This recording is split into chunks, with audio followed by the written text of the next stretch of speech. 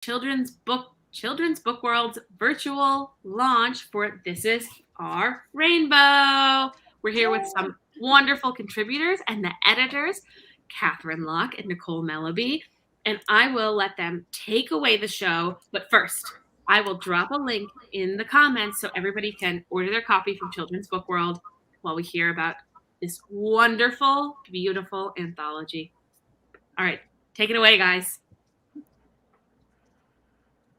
Hi, everyone. Thanks so much for coming, and thank you to Children's Book World for hosting. Yeah, absolutely. We're really excited to be here with 3 of our contributors, which is exciting. Why don't we talk about, how this anthology came to be and a bit about ourselves, and then we can throw it to our lovely contributors here as well. Sure. Do you want to introduce yourself first? Sure. So hi, I'm Nicole Melleby. My pronouns are she and her, and I'll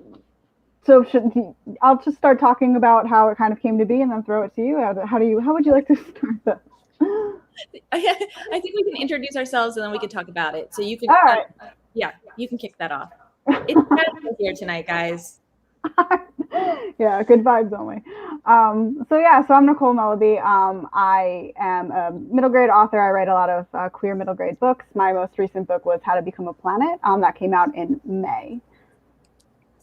Okay, I'm Katherine Locke. I write all across different categories, picture books, young adult, and this is my first middle grade. My pronouns are they and them. Thank you, Clarabelle, for the applause for that, because that was like my biggest hesitation about doing this anthology, where I was like, I don't know how to do a middle grade. And Nicole was like, you'll be fine, don't worry. So the fun story, we can start with how this came together, which is Twitter did a good thing for once. I know. Delia Adler and Nicole and I had never once in publishing crossed paths prior to working together on this anthology. So do you want to talk about how this kind of started? Yeah, so I happened to be on Twitter at the right time, basically.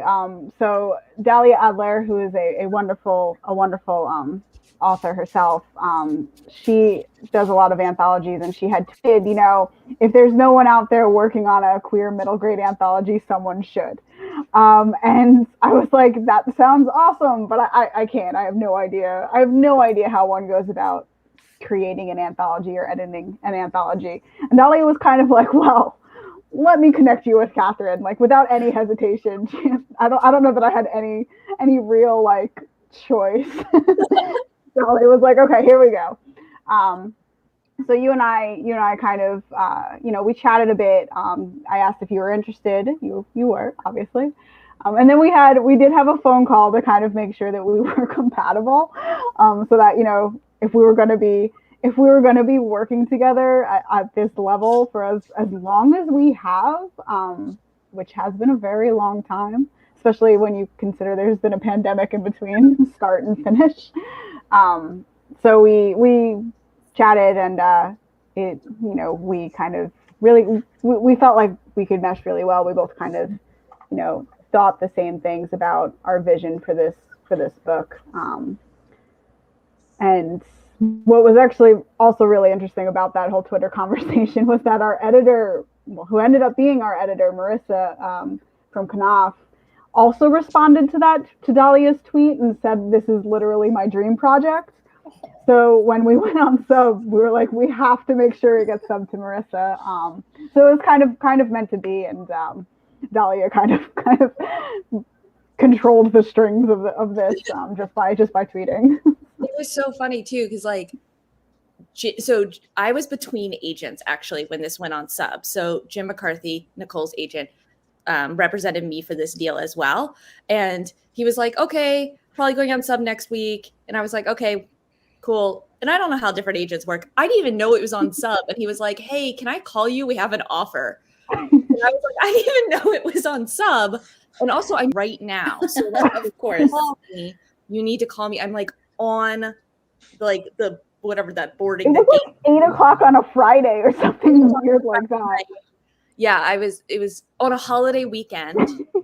Yeah, it was wild. So all the pieces of this anthology came together, and like the thing that really connected for us is that we really wanted to have a wide variety of queer stories for this age group that were all hopeful and optimistic or full of joy and sweet and not tragic, sad, and that really kind of reflected the joy that could be out of being queer and being in this world. And that was really, really important to both of us. And so we brought together this group of contributors, and there are 14 plus us. So there are 14 contributors, and people came in with like, it was an even split of speculative fiction stories and contemporary stories without us planning it. Yeah. And I wrote a spec fic story, and Nicole wrote a contemporary story. So it stayed balanced the whole way through, which we were like, couldn't have planned that better. Even the two graphic, the comic pieces, one's contemporary and one's speculative. So, and we didn't, it just, the pieces kind of just felt like that. And it was also really exciting seeing the story, because we didn't tell anyone, please write this or please write that. We left it open identity wise and, what kind of story they wanted to tell. And just the pure joy and hope in every single one of these stories, I thought was really, really fantastic, that everyone really, really delivered. Even the more, serious or more sad stories all end on this joyful, hopeful, everything's going to be okay, everything can be okay kind of feeling. And so it really, this whole anthology just kind of oozes that. And it was, I don't know, we can ask contributors this too, but like for me, this was such a light to work on during the pandemic when everything was so anxiety ridden and so stressful all of the time, to like be able to then step into these stories where I was like, I'm going to spend a lot of time with this girl who's transforming into a dog, to like hang out with this girl she really wants to be friends with and is squishing on. I am going to go hang out with this non-binary wannabe knight kid who's like beating up princes in the middle of the palace. That was just such a joy for me to have that space to step into. I mentioned this on Tuesday night, but a lot of my YA stuff is more dark and sad. And it was really nice to write a story that wasn't about war or genocide or generational trauma in any way, like that. It was just really like, hey, here's a cool pirate kid. So that was like a really joyful part of the process for me. Yeah, I actually think it's interesting that, so the three contributors that we have, and we'll definitely let them, talk about their stories and let them read from them. But all three of your guys' stories are actually probably are heavier stories, are more serious stories. They have that kind of, Eric, yours has bullying. Clarabelle, your character's dealing with a lot of internal feelings. Lisa, your characters, both of them are, on the more, homophobia, I'm dealing with this in my life, I'm afraid to come out kind of narratives. And even with those, all three of those being, our heavier, scarier in some ways, emotionally stories, they all end at this really great place and this really exciting, hopeful journey that, I feel like a lot of kids can read and relate to, and ultimately come out at the end being like, these characters are okay, I can be okay.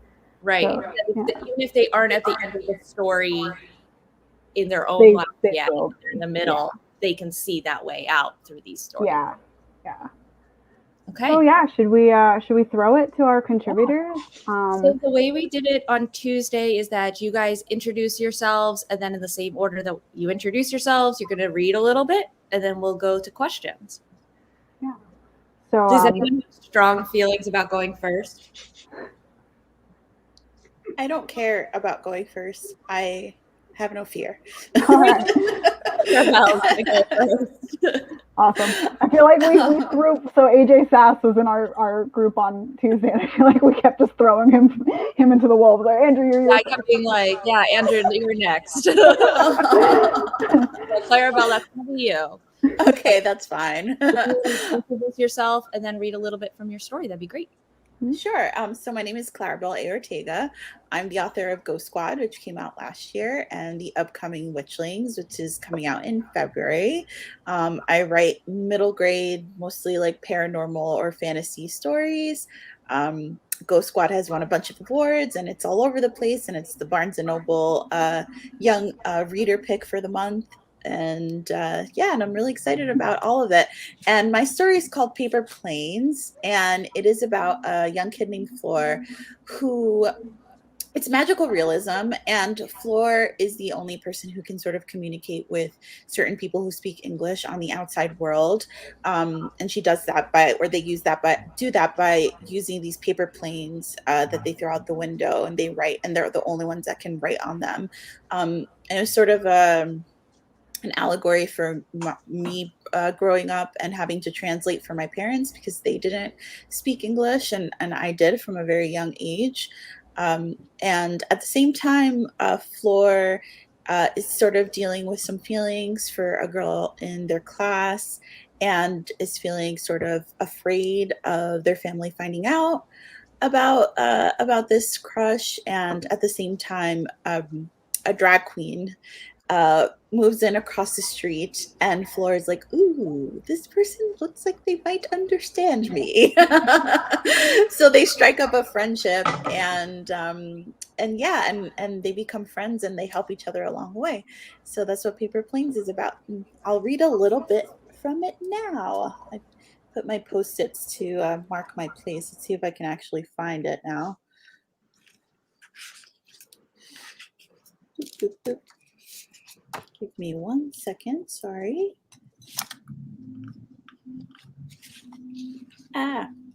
Okay, got it.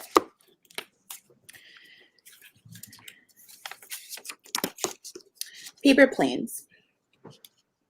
I am the only person in my home who can speak with the outside world. Well, maybe that's not totally true. My mommy and papi might buy the notebook paper and even tell me what to write, but I'm the one who knows how to make the paper planes. My family can speak to neighbors and friends in Spanish just fine, but there are other people they need my help talking to. Mostly bill collectors, sometimes my teachers, stuff like that. In the faraway place, my family didn't have to worry about not being understood because everyone was just like us. But here, we are surrounded by people who give us looks and whisper about us when they think we can't hear or understand. I stood at our bedroom window, a thin piece of paper in my hand. I folded it into an airplane, running my fingers along the side so a small pink light sealed the folds. I placed it beside the 20 other identical paper airplanes on the ledge and opened the window. There was one more letter in my back pocket for the girl down the street, but that one was a big secret. Outside, our neighbors went in and out of the bodega with arms filled with cleaning products or carrying tiny packages I knew were greasy, hot, and delicious sandwiches. My mouth watered as I picked up the first paper plane and sent it flying out the window. It wound around the iron bars of our fire escape, made a few loops in the sky like a bird, and then swooped between two buildings across the street before disappearing. Today, the letters were mostly to the bill collectors who sent letters in bright red font to my parents, asking them for payments they didn't have with words they could not read or understand. Some letters were to family at home in the faraway place. Every letter I sent made me tired, but I couldn't think about that. I just had to get it done because I was the only one who could. I was rubbing my eyes and about halfway finished when a bright blue truck pulled up to the building across the street. I perked up. It had been a long time since anyone had moved here. I watched closely as someone hopped out of the front seat of the truck. She was tall, with long pink hair and a glittery pink hat. She had a dog. Casi terminas? My mommy stood in the doorway, her knitting needles working on a new quilt suspended in the air beside her.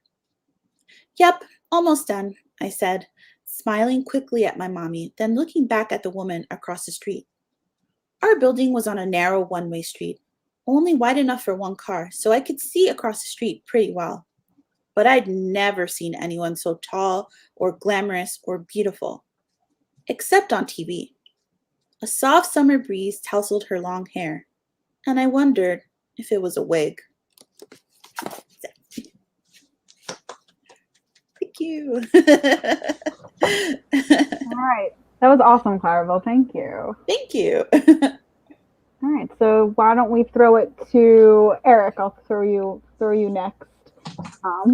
So Okay. if you could introduce yourself and tell us a bit about your story and read for us. Sure. Hi, my name is Eric Bell. My pronouns are he and him. I'm the author of Alan Cole is Not a Coward and Alan Cole Doesn't Dance. They're middle grade novels about a boy who has a crush on a fellow boy in his class, and his brother essentially blackmails him over it. So it's a novel about he learns to stand up for himself, and it's really a big coming out story, like a duology about coming out, which sort of is where my head was at when I was writing the story for This Is Our Rainbow, which is also a coming out story. It's actually called Come Out Whenever You Are, which was a play on words given to me by a friend. I can't take credit for that, and I wish I could. But it's the story about a kid named Marcus. Marcus is picked on at school by the bully named Johnny Beecham, and he's also kind of looked down on by other kids in his school. And Marcus accidentally outs himself in front of Johnny Beecham in the morning one day. And he realizes that he can rewind time to the beginning of his day before he's actually outed himself. So this happens a few times, and each time he sort of accidentally outs himself again in a different way. And then I won't give away the exact ending to the story, but he basically learns that, maybe his outing himself wasn't a mistake. Maybe it's something that he could really own to some extent and be proud of. So I'm going to read just the beginning here. I did not mark my place, but I will hopefully find it soon. Let's see here. Here we go. Okay, so this is Come Out Whenever You Are. 7:53 a.m. The morning is always the worst part, because it means I have the rest of my terrible day to look forward to. There should be international laws against waking up before noon. Adults who force kids to do it should be shoved back in time to relive middle school, with extra acne thrown in for good measure. But the big clock in the lobby of Cliff Clifton Middle School doesn't care. The clock, with its blinking digits, is like a call to action to brace myself for another day at the middle school, proudly ranked 586 out of 802 in the entire state. They put that on a banner draped over the football field. So I follow orders and I brace myself. I stand at the doors, yawn, and hope nobody looks at me. Especially not Johnny Beecham. When Johnny Beecham looks at me, it's like my entire body is a bullseye, and he gets extra points for how hard he sends me flying. Hey, Marcus, Garrett says, approaching me with an easy smile. Did you do your biology homework? Yeah, I say. Great, he says. I'll be over at lunch to copy. Your handwriting's neater this time, right? I force my lips upward in something resembling a happy expression. I try my best. Well, he's not Johnny Beecham, at least. Once Garrett scurries off, cockroach with a donkey's head style, I take a deep breath and head to my locker, the one with the massive poop-colored paint stain from when they touched up the walls last week. I open it, and for a hot second I expect Johnny Beecham to pop out like a jack-in-the-box. But he's not in here. Johnny Beecham doesn't know my combination. Maybe it's because he doesn't know any numbers above 5. Marcus, hey! Ro, another 7th grader, pops up beside me. An outrageously loud voice would normally make me jump, but because it's Ro, I'm used to it. I wouldn't call them a friend, but they're friendly enough. I give them a little smile. Hey, good to see you, they say, handing me a blank sheet of paper and a clipboard. I'm going around and getting sign-ups for a GSA. If Principal Grant sees enough people signed up, she might make it a permanent thing. They beam at me. GSA stands for Gender and Sexuality Alliance, I say, eyes darting around. Yep, it's for LGBTQ plus kids. Allies, too. The club's going to be a safe space where we can express ourselves without being judged. Do you want to sign up? I'm asking every single kid in school. You'd really love it. Everyone would. My throat goes so dry it shrivels up. I stammer. I don't think so. Ro bunches their eyebrows up. Huh? Why not? I shift my feet, stacking one on top of the other and then repeating it like I can build a tower of sneakers to the moon. It's not really my thing, I guess. Ro's eyebrows push together so hard a miniature black hole opens up between them, pulling me forward. Do you have a problem with it? No, not at all. I grip the clipboard to stop it from shaking. Then I realize my hands are the shaky things. I guess I'm not really, out yet? Ro's mouth makes a little O shape. I get it. No worries. But then, like a hole in a water balloon, the words leak out. I mean, I'd like to be, I guess. But people are weird, and I'd hate for Johnny Beachman to find out, and it'd be one thing if it was just my parents. I think they'd probably suspect anyway, and they love throwing parties, and they'd probably make me a coming-out pie or something. I take a deep breath. Marcus, it's fine, Rose says with a smile. I won't tell anyone. I'm sweating everywhere.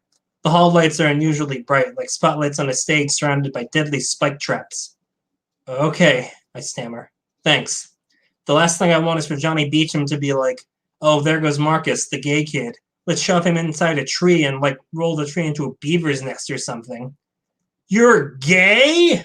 Booms the largest, loudest voice imaginable.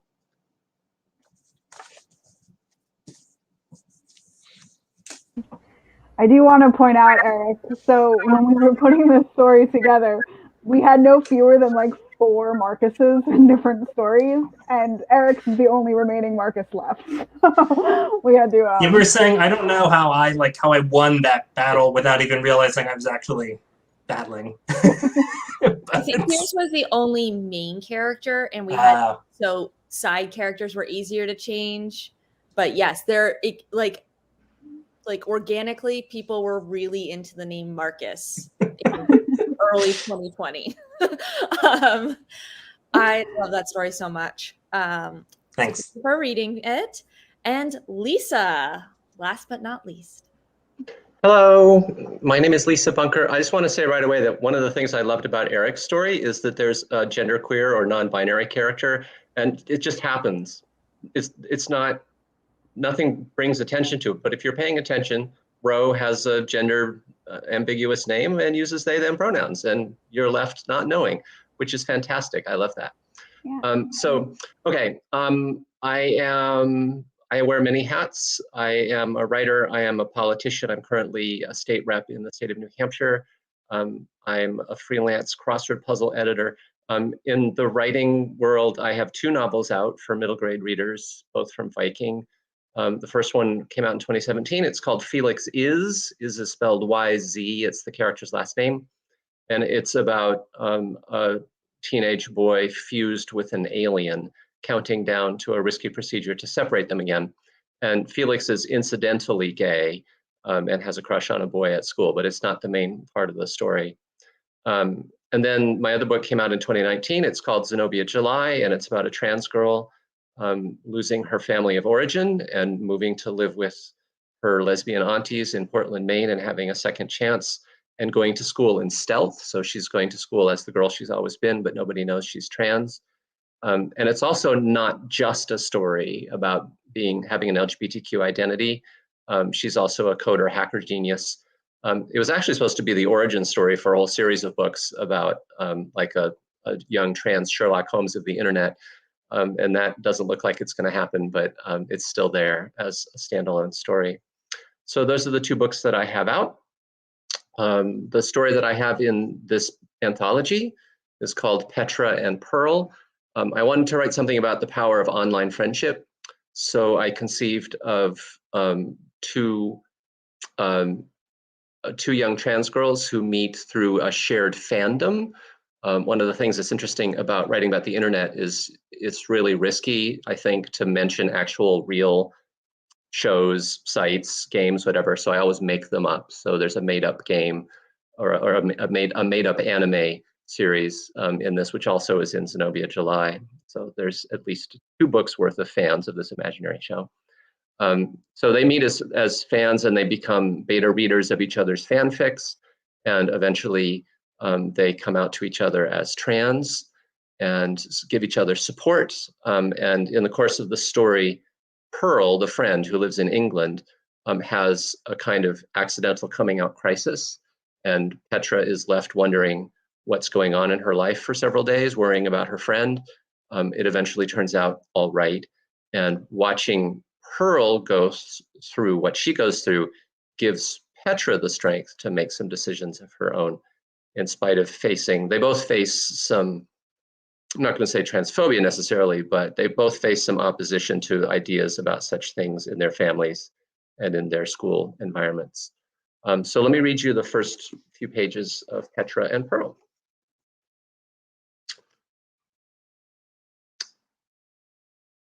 I'm really close to deciding something, but I just want to go over it all again one more time before I go downstairs, if I don't chicken out, and say things that once I say them, I can never unsay. How far back do I need to go? One answer is all the way back to when I was born, because I can see more clearly all the time that I was born the way I am. So is Pearl. We are who we are, no matter what anyone else believes or says. But I guess, really, to explain the situation last summer is far enough. What happened over the summer was that for a while we were so busy doing family summer things that we lost track of getting me haircuts. My hair kept getting longer, and I liked it. I would find myself in the bathroom looking at myself in the mirror, turning my head different ways and tilting it back so that my hair touched my shoulders and the back of my neck. It felt really good to me. Eventually, Mom started talking about how it was high time we went to the barber, and I put her off with all the different ways I could think of. I did distractions and jokes. When she said, "But it's getting so long," I said, "What if I like it?" Which was not the same as actually saying I liked it, but I didn't feel ready to actually say that out loud. One day when she said that for sure this was the day we were going to do it, I even pretended to be sick.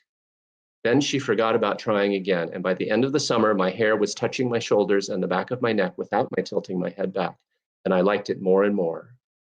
The day when it was mostly long enough to pull back with a hair tie and make a stubby little ponytail, I cried, all alone in the bathroom with the door locked. And by then, I was beginning to understand why. The reason that I was beginning to understand why was Pearl. Pearl and I met last year. We both wrote fanfic on the same site about the same two characters in the same show, Kimasui, only the best anime program no one has ever heard of in the world. We did beta reads of each other's stories, and that led to a video chat, which led to another until it was a regular thing, once a week on Sunday afternoon. Sunday afternoon for me, Sunday night late for her because she lives in England, which is 5 hours ahead of us. And pretty soon, since one of the characters we both wrote about was a trans girl, and since we had both signed on to the fanfic site with girl names, we started talking around the edges of the idea of transness. And for a while, neither of us actually said the words, but the idea was in the air. We had intense discussions about our trans characters. We had long conversations about theory, with both of us being careful only to talk about people in general, not ourselves in particular. And then, toward the end of the summer, she did say the words. I remember that conversation pretty much exactly. All right, thank you, Lisa. I hope you don't mind me saying, but I remember, so when we talked a bit about all the Marcuses in the story, and it's things that you have to think about when you put together an anthology. And one of the things that came up was how many stories we had that had the title of the characters' names. And we had asked, like, would you, can you consider changing the title? And you had, you responded and you said, no, because it's important to you that these characters' names are, front and center because they've worked hard for this. These are the names, and that's important. They're who they are and who their names are powerful to them. And it's something that stuck with me because I just thought that was really great. So I just wanted to mention that just because it was a moment that for me really stuck with me. So.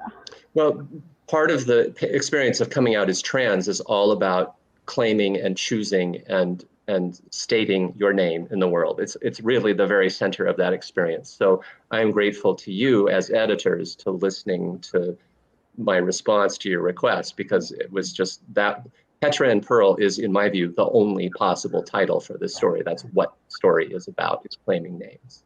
And the other name story that we have is Splinter and Ash, And in that story, Splinter is a non-binary kid who chooses the name Splinter, and it's really important to that character. So that really resonated for both of those stories, that we preserved those titles for them.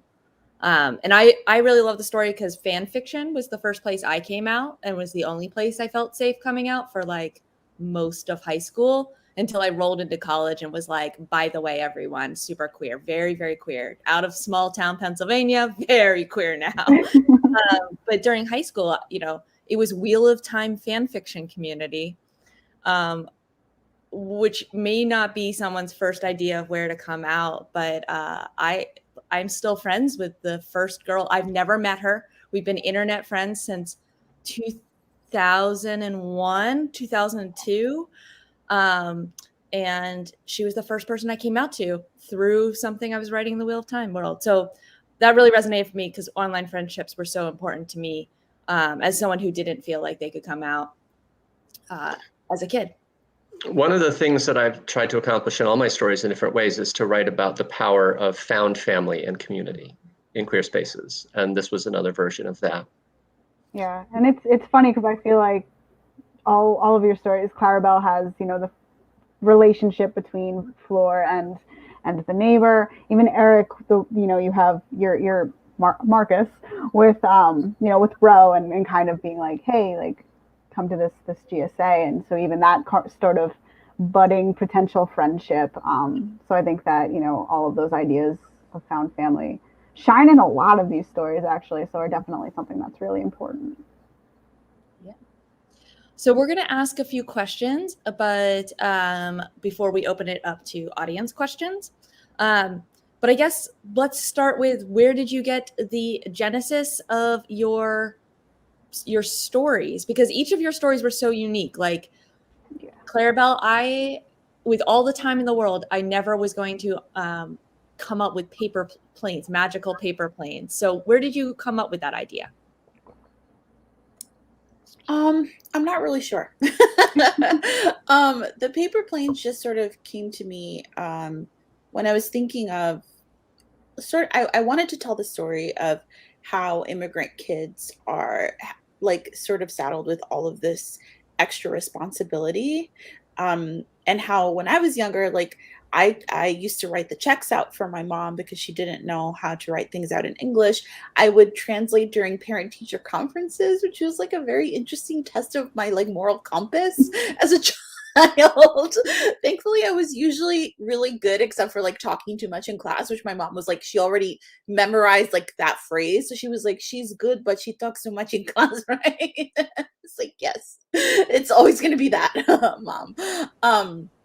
But I wanted to sort of give it a superpower, give it something that was like beautiful, because it was something that was very hard to do as a kid. It's scary to talk to bill collectors.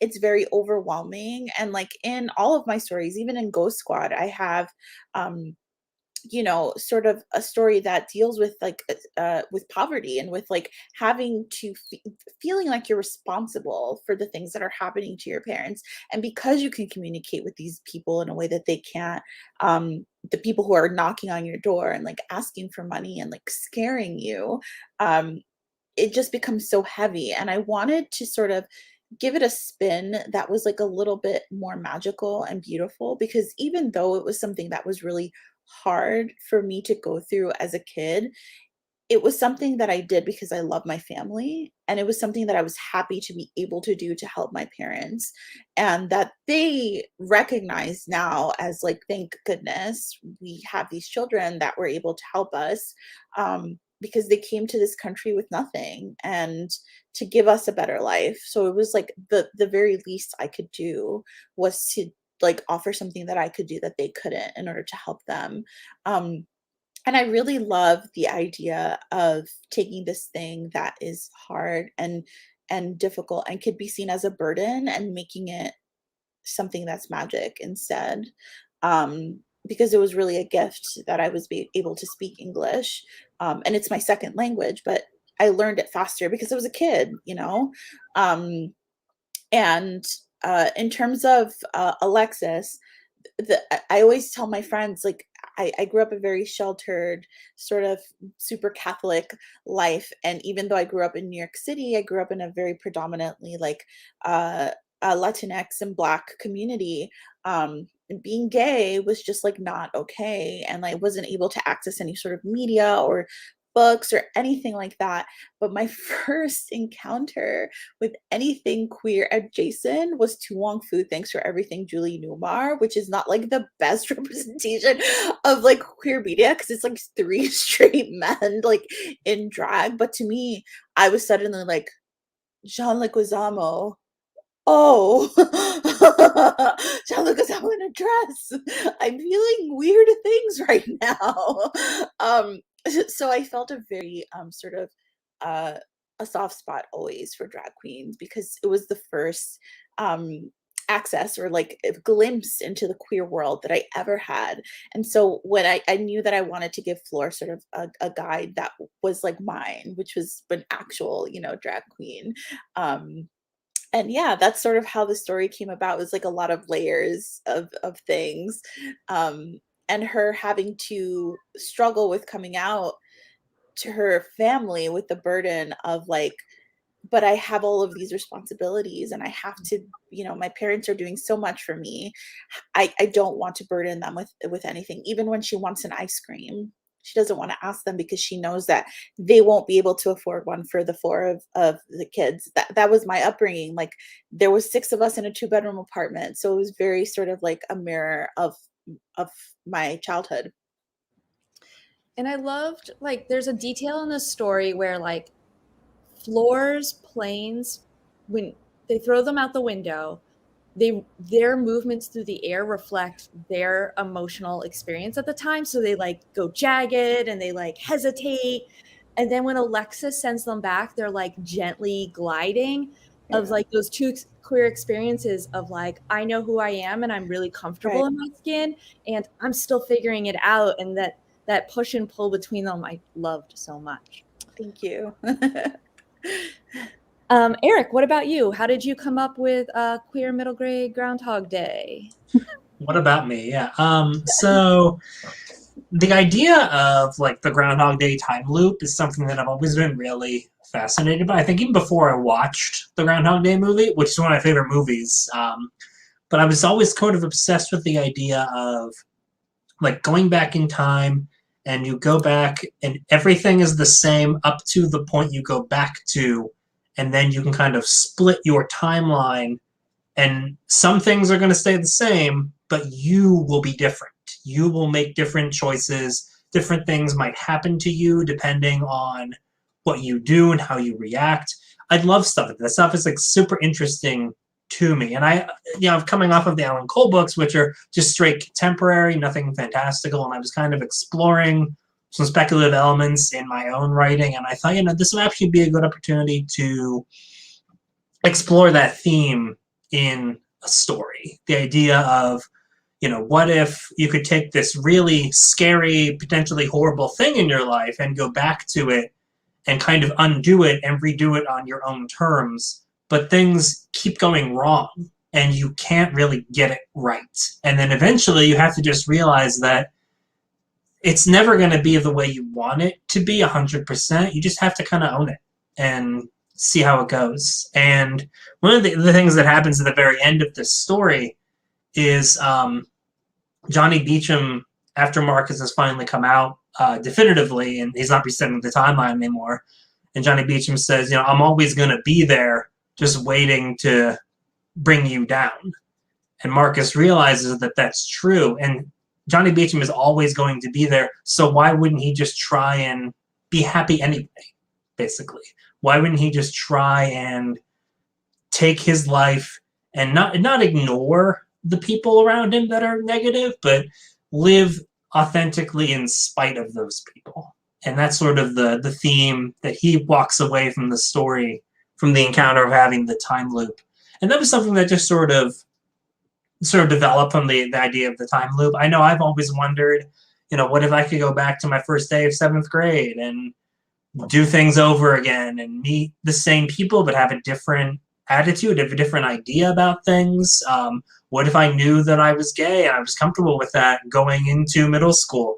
You know, back in the late 90s, that probably wouldn't have gotten me many friends, but it might have changed how I felt and how I sort of processed my life. But then again, maybe it wouldn't have. Maybe different things would have happened in a negative way, and it wouldn't necessarily be better.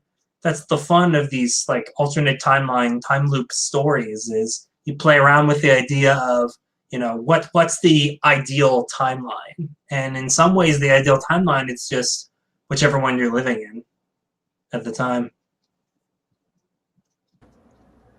I think it's funny that you brought up, you know, going back to middle school, like with that kind of, you know, mindset of knowing that you're gay. And on the one hand, like I think about that every so often, like how it would be different, but also I'm like, it wouldn't be worth going back to find out. Yeah, because it's like if it were middle school today, maybe if I could somehow turn myself into a 7th grader in today's society, maybe that would be a little different. But middle school, 7th grade in 1997, like, I don't know about that. I mean, All right. It's great that it's so different, but Yeah, Yeah. it has. I mean, things have changed so much. Yeah. Lisa, you've talked a little bit about the origins of the story, but what about these characters? Like, what drew you to Petra and Pearl?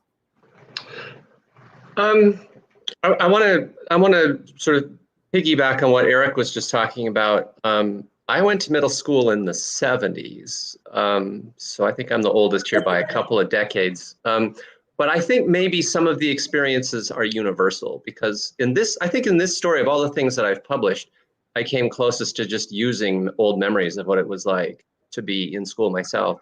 I was not out as a trans person, even to myself, until I was in my 40s.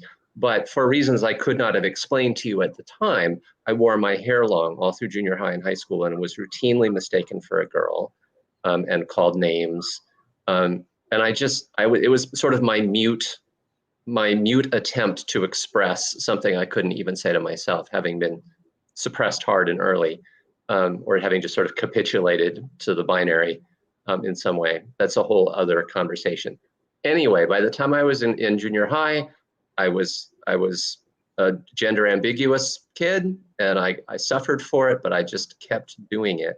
And a lot of the experience that I gave to Petra was right out of my own experience. And that was 50 years ago, almost at this point, but it sounds like some things never change.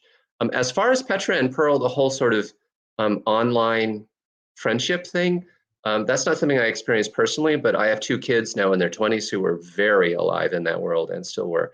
My eldest child, Sai, who is genderqueer and uses they, them pronouns, met the person that they eventually married through a shared fandom.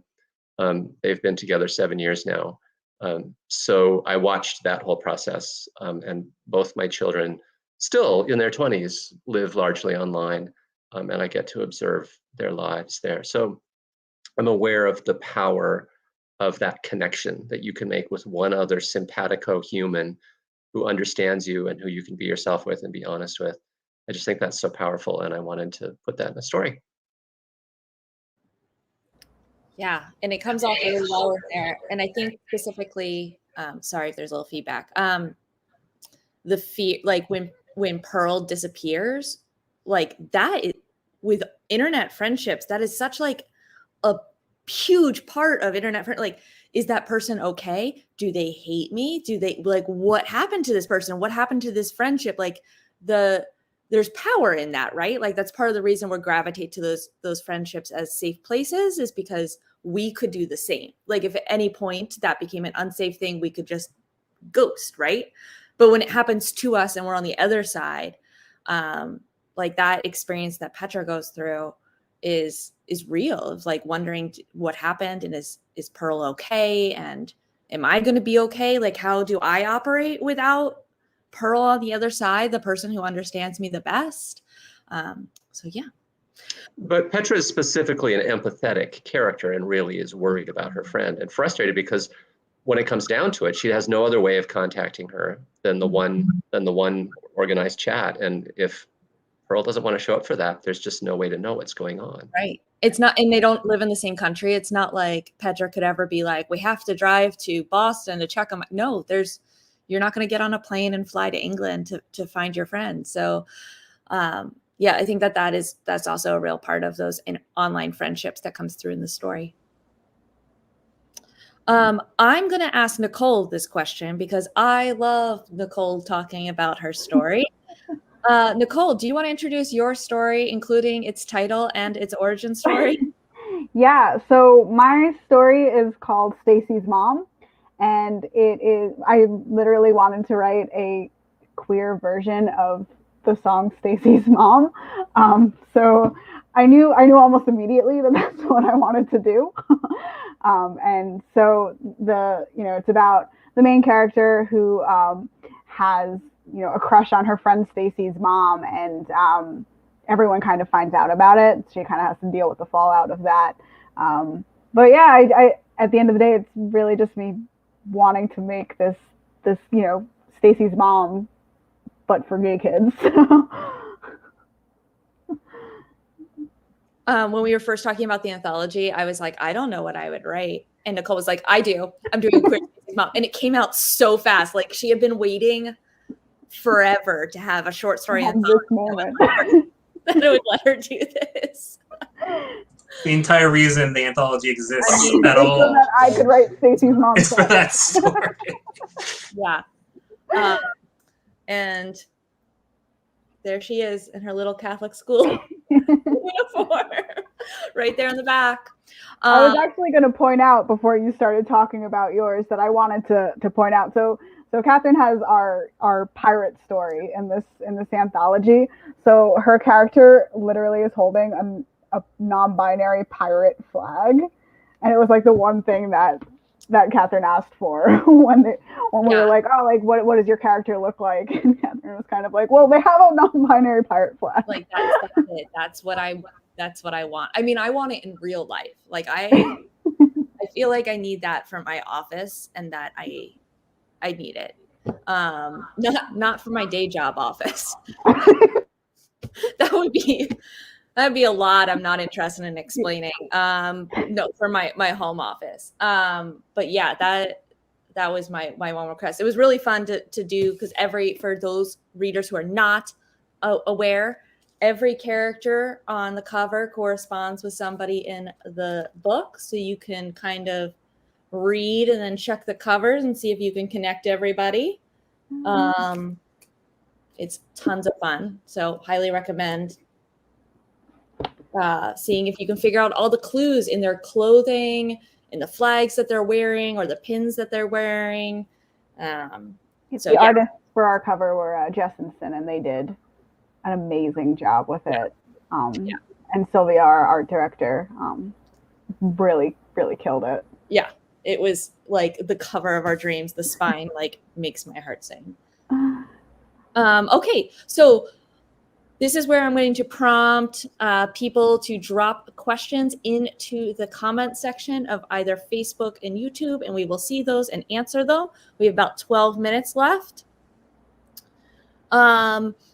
We got this question on Tuesday, 2 days ago. I don't know what happened to this week, but how did you know your story was a short story and not a novel, since all of you are also novelists? So Lisa nodded like she knew right away the answer to this. So we're going to start with her, since everyone else has thinking faces. I'll just point out there's also there's a question in the comments too. I think you all got in touch with me and said, you want to do a story for this? And I thought, okay, I need something really simple, just one little thing, one little key moment, and all the setup necessary for it, and started sort of constructing from there. So short answer, I worked to order, and it was interesting to do something that could be simple and short. Just that, setting up one important moment is what I think a short story is. And so I was thankful for the opportunity to try it. And it turned out great. What about Clarabelle? A little of the same, but also I usually write fantasy. And when I do short stories, I sort of take it as an opportunity to explore a different world. I've never really written magical realism before, for a full length book before. So I love magical realism. I've written one more short story that's magical realism. This is my first like published short story like in a print anthology. So I was like, oh, this is an opportunity for me to do something different than what I usually do, and just sort of play with this world, and this topic that's like a little heavy and like difficult for me still to deal with. I don't know that I would be like emotionally okay to write an entire book about Flora's journey. Yeah. I'd probably cry too much. But I felt like short story was like about my speed of what I could handle. Yeah, there is like, because there's enough in all of these stories that if you wanted to expand it, you could, but there is a lot to carry, and especially in your 3 stories. Yeah. Eric, what about you? So I haven't written short fiction since college. So this was a kind of an adjustment for me. And I felt like I was sort of figuring it out as I went along. For me, the idea was basically coming up with something that I didn't want to write a whole novel out of, something that I felt like I had kind of like what Lisa was saying, like a main idea, and like extract that and use that. And you said it much more eloquently than I did. Basically, like the idea of like taking one idea and running with it and executing it, and that was really like what I came up with Come Out Whenever You Are, was basically that idea, was something that I said, I either don't want to make a novel out of this, or I couldn't make a novel out of this. So that just sort of became the short story. Yeah, that's kind of how I went about it too. With I want to write, at the heart of it, just Stacy's mom as a story, and it was very easy to just say, I'm going to write this nice short story about a girl with a crush on her friend's mom, and you didn't need anything else interfering with that simple idea and just carrying those big emotions throughout the story. So it was kind of like the perfect vehicle for that. I wish I was the person who could write a short story without being like, this could be a novel. I could make this a novel. It's constantly an issue that I have in short story writing.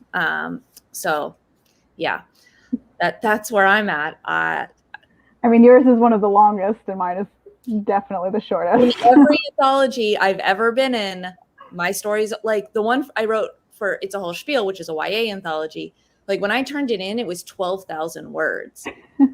And everyone was like, that's not a short story. And I was like, but all these other short stories came in like really short. So can I have their extra words? And people were like, no, that's not how that works. And I think that one actually, like, we only cut it down to like 8,000 or 9,000. Like, it is still a long one in Spiel. And I think I have the second longest. Yeah. In this one, I think Mariama's might be longer than mine, and then maybe Ashley Blake's, and then I think it's mine.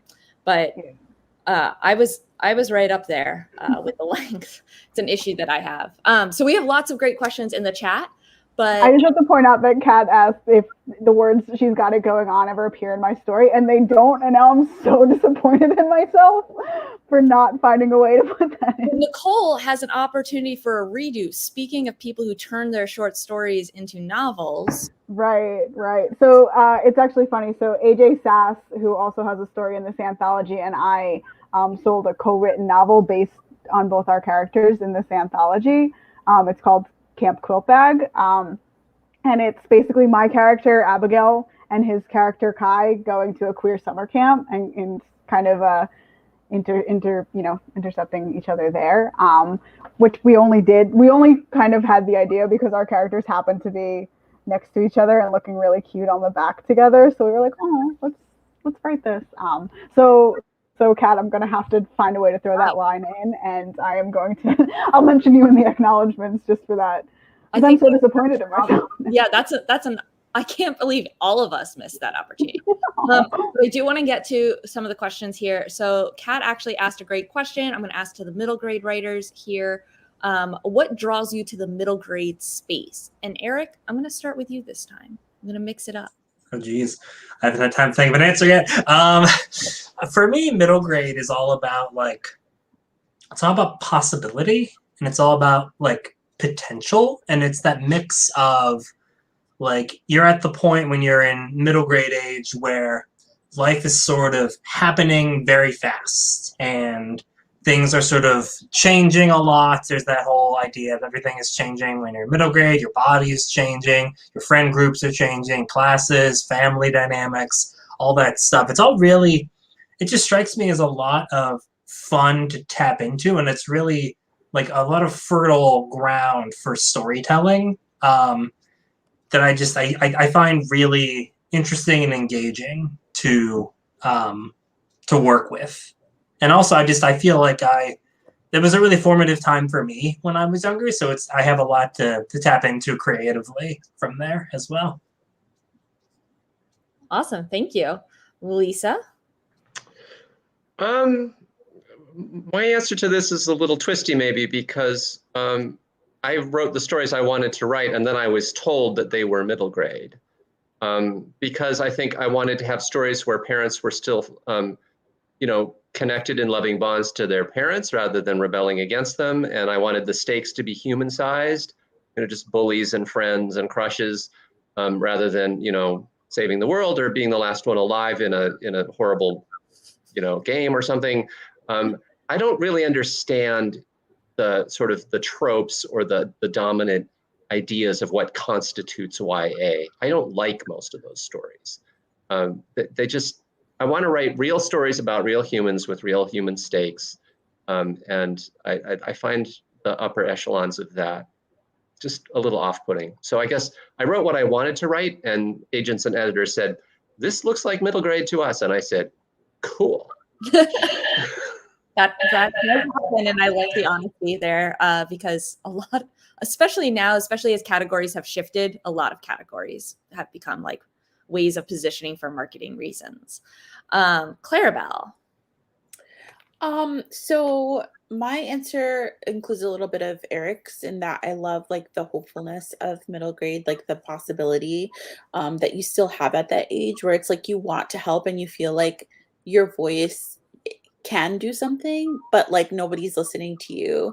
And it's you feel like you can't do anything, not because you don't believe in yourself, but because everybody else doesn't. And I really love that. And for me, writing middle grade just feels very healing. When you were saying before, you got to spend time with these characters during a tumultuous time and it was nice to escape into that world. That's what middle grade feels like to me. It just feels like a warm, comforting bubble bath. Everything's going to be okay when I'm writing it, and it just makes me feel happy. And also, yeah, the stories just sort of that come to me. I write YA too, but I get a lot of middle grade ideas, and I'm not sure why, but I'm glad. I think we're all glad, especially for those of us who loved Ghost Squad and are super excited for the Witchlings. Yeah. Thank you. So yes, please keep writing middle grade. And I want to get to a couple more questions. We're going to jump into more editor question here. AJ Sass asked about how we ordered the stories. And this is somewhat of a quick answer because our incredible editor, Marissa, who is also in the chat, she was like, what are your ideas? And we were like, oh. It was like, here are my ideas. And we were like, that looks great. Yeah. So that's kind of how the order happened. But and it's one of those things that I personally had never thought about because again, this is my very first venture. And Marissa was like, let's talk story order. And I was like, oh, that is a thing that I need to think about. But then, I thought Marissa sent us the list and I was like, this makes so much sense. Yeah, and you are tonally open with a story that kind of sets a tone for the story for the anthology. So Alex Gino's story opens, and that's a mix of cute with a little bittersweetness, with a lot of hope and optimism at the end. So it kind of mixed in a lot of tones throughout the book. The position of where those, you can see them, where the graphic comics are together. And then we talked about some of our longer stories, not shoving those all together and kind of spacing those out so that there's kind of an up and down feeling to the pacing of stories. I think I'm right between the two longest, and mine's the shortest because I think I'm between Mariama and Ashley's. Yeah, and I took Nicole's extra words and used them for mine because that's how that works. Marissa said in the comments that I was correct. It's Mariama's, Ashley's, mine in length. So yeah, so I think that's how the order came about for this anthology. Can I just say that I think the anthology ends on the perfect sentence, like the last sentence of the last story in this anthology, which I think is Sylvie and Jenna is the last story. Yeah. And it's so perfect. Like, it's just the perfect ending that really encapsulates what the anthology is trying to do and what it succeeds in doing. And like, I read all the stories in order. I didn't even skip right to mine. I read them all in the order they were intended to be read in. And that was just such a nice capper to everything. It was like, oh, so good. Yes. Actually, Eric, do you want to read that sentence for us? And that's what we'll end on? Oh, okay. Sure. Shout out to Ashley. Yes. Can I just read the paragraph? Yeah. Yeah. Okay. I don't know what to say. Sometimes there isn't anything to say and no reason to try.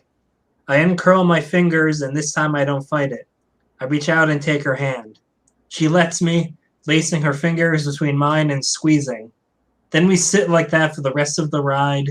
Two queer girls, messy and mean, sad and sorry and hopeful, holding hands on top of the world. That got me like emotional reading. That's not even my story. I've read it a million times, and even I'm here like, oh my God. Yeah. So good. An incredible. It was just such an incredible process, and Nicole and I feel really, really lucky to have been the editors of this project and worked on it with all of you. It carried us through a pretty difficult time in the last 2 years. And I hope that it carries readers through times in their lives when they might need it. Yeah. And we're just so proud of every single story here. And thank you so much for joining us tonight. And thank you for writing. Yeah, and thank you guys. Thank you to our lovely contributors for coming out tonight Yes. to celebrate. Thank you both for everything, and thanks to everyone who's watching. And it's been an honor to be part of this whole process. Everybody needs to go pick up a copy right now. Go, go, go. Thank you. Don't forget to get your copy. That was wonderful, everybody. That was so beautiful, and just to hear about every story and to imagine if we had this when we were in middle school, would have been a different world. So thanks for making it a better world for all of the little middle schoolers that read this. And everybody can get their copy at childrensbookworld.net. Yes. Thank you so much, Children's Book World, for having us. Thank you, Children's Book World. Thanks. Thank you. Thanks, guys. Thank you so much. Have a lovely evening, and thanks for a lovely event. Bye. Bye.